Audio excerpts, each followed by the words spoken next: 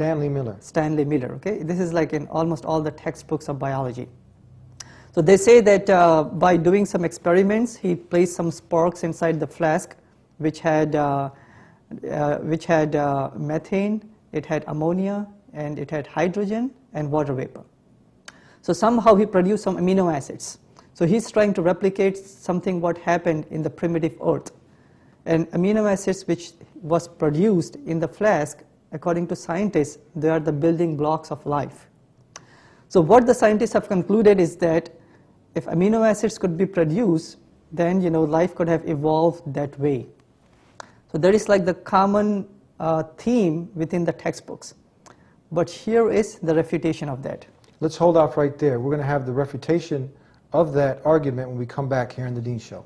He is the maintainer. Coming to the truth requires two things. It requires deep thinking that you've already done, but it requires another step, and that's courage. If you have the truth, but you don't have courage, you won't stand up for the truth. And that's as good as standing up for falsehood.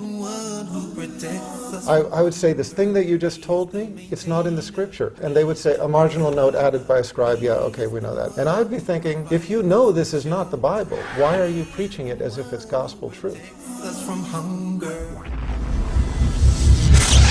Now, we left off, and you were talking about what they have in the textbooks, actually.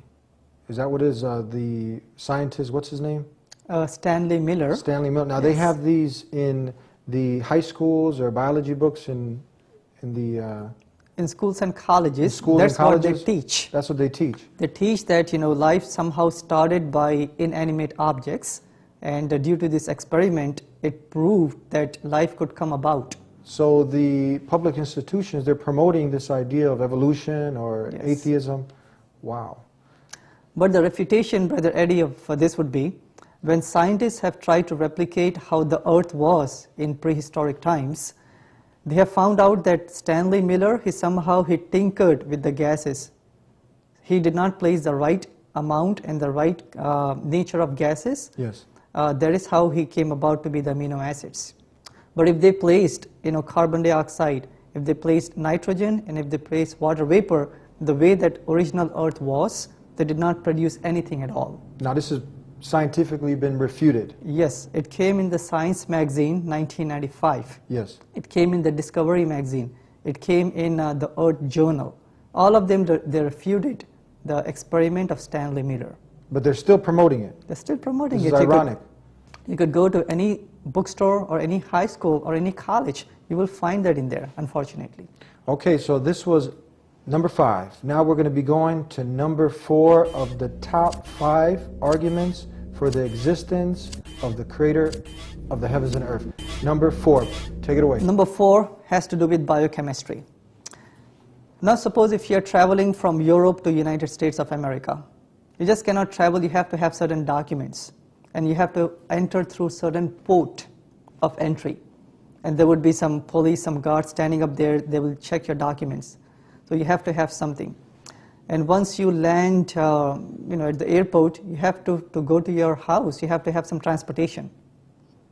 Maybe a car, and the car has to be safe enough so you don't, it protects you from the rain, wind, and all of that. And once you reach inside the house, you have to have certain way that you go inside the house, and you have to travel by highways, correct? So if you take that analogy, my dear friend Eddie, each single cell is more complicated and more efficient than any city or any nation or the whole world combined. Each single cell. Wow. Each cell has a cell membrane, and that cell membrane has special points of entry. And there are guards up there, special proteins and enzymes that only let certain chemicals in and certain chemicals out, number 1.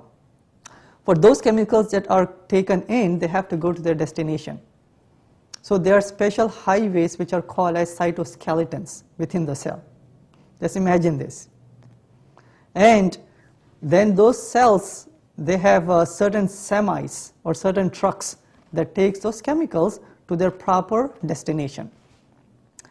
And each cell and each of those vesicles or those transportation systems, they have a GPS system just to make sure that chemical has to go to the right destination. And after they reach there, the trucks, they don't just stand up there within the cell. they have to be loaded off. So there are special chemicals that load them off. This is all in our body. All in our body, all the 50 trillion cells, they are working day in and day out. This kind of a process. Amazing. Subhanallah. Yes. And again, let's take this to a higher level now. Suppose once you reach your home, you want to buy a book from Amazon, for example. Yes. Now, Amazon doesn't publish the books, it only packages and it sends the books, ships the books out. So within each cell, you have a plant that produces the proteins, which are the ribosomes. Then you have a plant that packages, just like Amazon, you have the Golgi apparatus that packages the plant in such a way that in the mail it doesn't get damaged. It reaches the proper destination. Right? Now, once you're inside the house, you have to have the lights, you have to have electricity to function your computer, your television, and all the appliances. So within each cell, you have a plant house or a power plant, which is called the mitochondria, that supplies all the energy to the whole cell and the whole body. All right? Now, once we are inside the house, sometimes we have to dispose some of the garbage, and garbage trucks, they pick up each day, each week of the day, Yes, of the year, right? Yes. You have to have that. If you don't, then it's going to be health hazard, whatever, Yes. to the city and to the house. In the same way, there are certain chemicals which are called lysozymes inside the cell that are the garbage disposable units of the cell. All this is working in the body. In the body, inside each single cell. And you don't even have to pay the workers inside. You don't have It's to pay all at free. all. It's all free, my dear brother. Yeah. Yes. So look at it. A full functional city inside each single cell. Wow. Day in and day out, more efficient and more complicated than Paris, London, Chicago, or Rome for matter. But the same way you wouldn't assume if you saw those electric poles and all those power lines going to their proper places, if you had that same setup, like you said, Paris, or even a small community for that amusement park, and you see all the different rides and the roller coasters, the houses, 2 flats, everything is set up, and you ask, who's the developer? Oh, it just popped up like this. We wouldn't accept that, would we? We won't, obviously. That would be impossible. Just like they said that Rome was not built overnight, right? Yeah, it wasn't. It wasn't built overnight. So it took intelligent human beings for a long number of days and weeks and years to build Rome, one city. Yes. How can we imagine that this complicated city, which is the cell, was built by chance without any intelligence? And from what you're telling us, this cell is more complex than any amusement park, any 2-flat, any big skyscraper, any city, any of these things. Not just complicated, more efficient. More efficient also. Yeah, not every complicated thing is good or efficient, but cell has 2 characteristics, complicated and efficient. It's bizarre how and to what lengths some people will go, but it's amazing. I heard a story once I'd like to share, maybe you've heard it too, when one of the great scholars of Islam, he was having a dialogue with some atheists, and they had made a appointment to meet at a certain time and place. He was purposely late, and then they asked him, they said, why are you late? You're supposed to be a Muslim, you're supposed to be punctual, what's going on? He said, you know what? I came across a bridge and it was broke and I couldn't cross. And they said, well, how'd you get here? He said, well, all of a sudden, all the nails and the wood and everything came together and I crossed over. They said, man, you're crazy. Get out of here with that. He said, I'm crazy.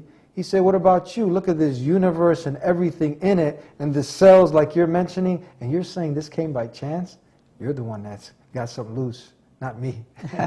And I think if the story goes on, I think they accepted Islam, the call to the worship of the one God, worshiping Him alone and not His creation.